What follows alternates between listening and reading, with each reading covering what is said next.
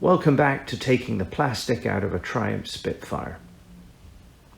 In part one, we looked at the visors on this car, and you were able to see that they were simply disintegrating and falling apart. Now, these were a relatively new set of aftermarket visors, and they weren't the first set. I think they were the third on this car, and each set, after just a few months of being on the car, actually fell apart. Now, bearing in mind, this is a new restoration.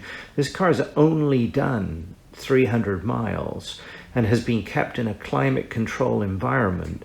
I wasn't very inclined to go and buy another plastic set of visors and watch them disintegrate. So I went to Ian's Custom Designs in England and I asked if he would help. Well, help's arrived. I'm not going to spend a lot of time opening boxes and revealing the product that way. I'm going to go straight to installing them on the car. So let's get started. Well, here they are, all the way from England to the coast of Oregon. And as you can see, I've put them out on some paper towels. That's because my workbench is somewhat grimy, and it would be, well, it would just not be very polite to have them come all this way and then put them on a grimy workbench to show everyone. But as you can see, they look absolutely fantastic. Well, at least I hope you can see, because I know it's often hard to see how nice they look when you are trying to show on a video and you're getting a shadow in the way and the lighting's not great. But they're absolutely wonderful. And one of the first things that I noticed when I picked them up was how sturdy they felt. And that's actually quite relevant, because the aftermarket visors, as many of you will know, are extremely fragile. They're very late, and that's what started this process of getting the plastic out of the Triumph Spitfire.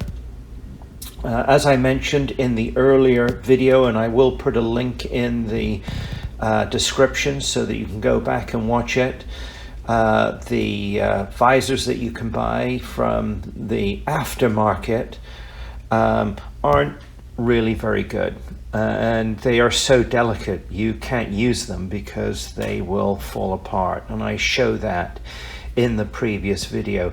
These are not going to fall apart. That becomes obvious as soon as you pick them up, as soon as you feel them, and then as you inspect them and get down and look at the stitching and the edging. It's really, he's just done a wonderful job at trying to get them to match the originals that were made in plastic, and these are made with a very beautiful leather, and they're hand stitched, but it's absolutely wonderful.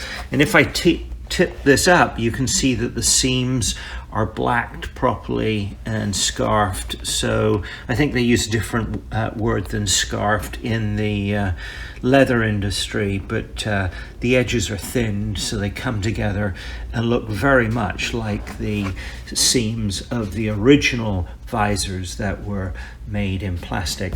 But these are really quite sturdy. They look absolutely gorgeous. Of course, you know, if you scuff them, you can polish them, I suppose, just like you would a high-end pair of shoes.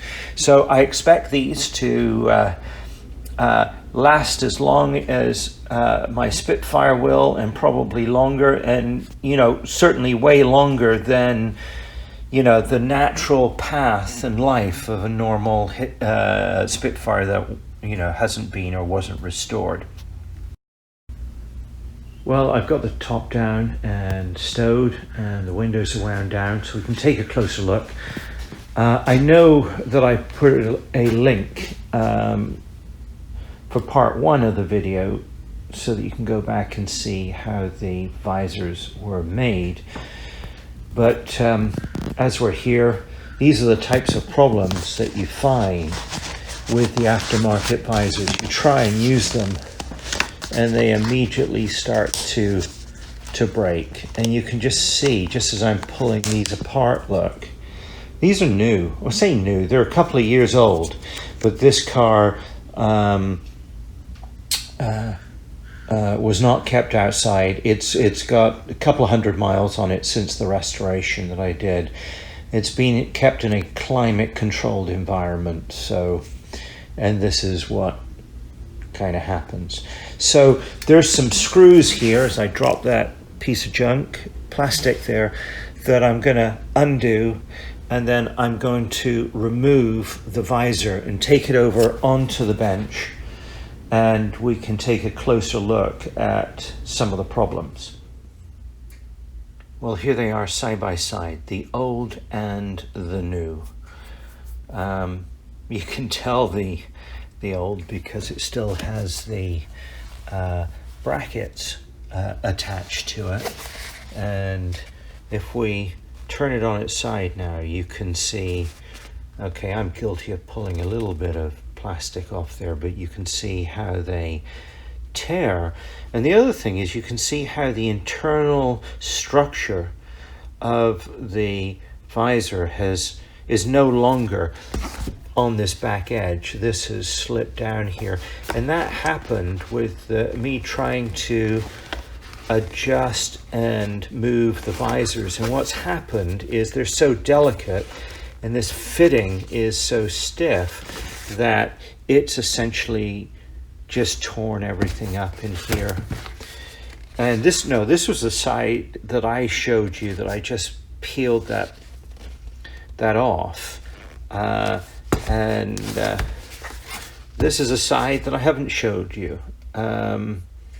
So that's pretty typical. I went through about 3 pairs of these to get this set on in one piece without any tears, and I didn't use it because I knew they were so delicate, but just over 2 years they've fallen apart. That's a shame, you know, because if we can, when we're restoring a car or working on anything, we'd like to do the job once. I think this is my 4th or 5th time at trying to solve this problem, which is why I went to Ian Woodger Designs and brought out the big guns to make a visor which is absolutely gorgeous and is going to stay together. So the job now is to remove these. They just pull out, and then to insert them into the other visor. Now I'm holding the camera in one hand where I'm at, and so I'm going to stop filming, take them out, show you them out, and then I'll put them in the other side. So here they are, they're out. These are the original bars that were on the car. They were cleaned up and painted with the car, and that smear there is just a little bit of oil that I put along the length of these bars, and that was because they were stiff enough that I knew they would just break the cheap plastic visor. By the way, not so cheap. I should stop calling them inexpensive. I think they're 60 English pounds and probably more in dollars. So you can't be just putting them on and throwing them away every couple of weeks. But that didn't work. The greasing didn't work, is obvious to everyone. So now these will be inserted into the new visor, and I'll show you that once I get it done. Well, I'm pleased to say that I got those in about 30 seconds. I didn't feel it was at all fragile or about to fall out. Now, to put these rods in the old set took me a very long time because I was so careful how I held that plastic to stop it from splitting that it drew the process out quite a long way. But these just went in with an appropriate amount of tension on them. Now what I'm going to do is screw it back into place, and then we'll do the other side. Well, there you are. Absolutely spectacular. It probably took me about 10 minutes to screw them back in.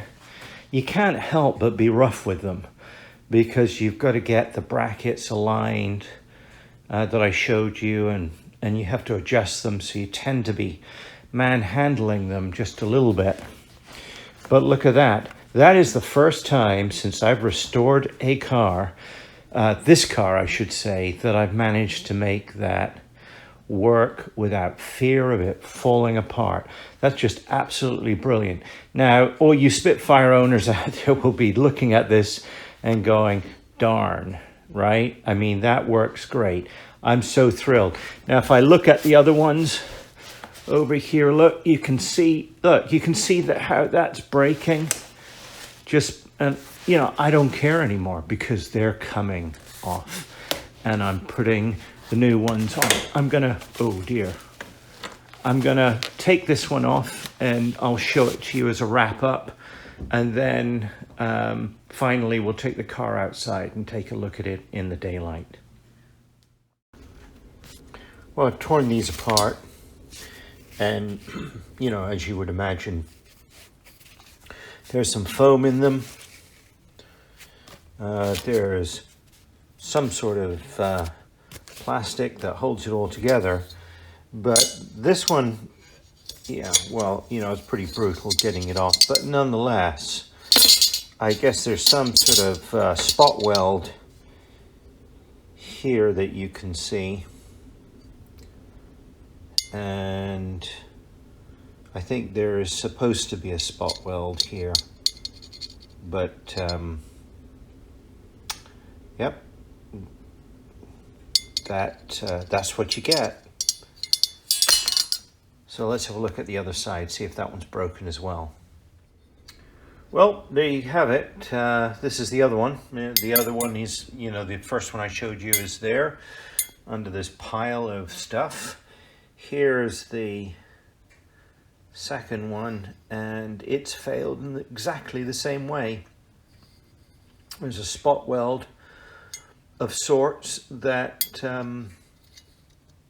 well, it wasn't really welded now, was it? You can't see very well because of the lighting, but there you are.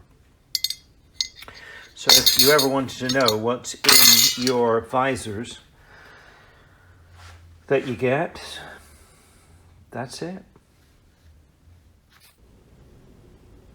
Okay, who spotted it? Oh well. I put the visor on in reverse, so this was over there and so on. So if you spotted it, great. I guess I was looking through, at least my excuse is I was looking through the viewfinder and trying to get these on, so I had to quickly reverse it when you weren't looking. Well, here we are out in the Spitfire.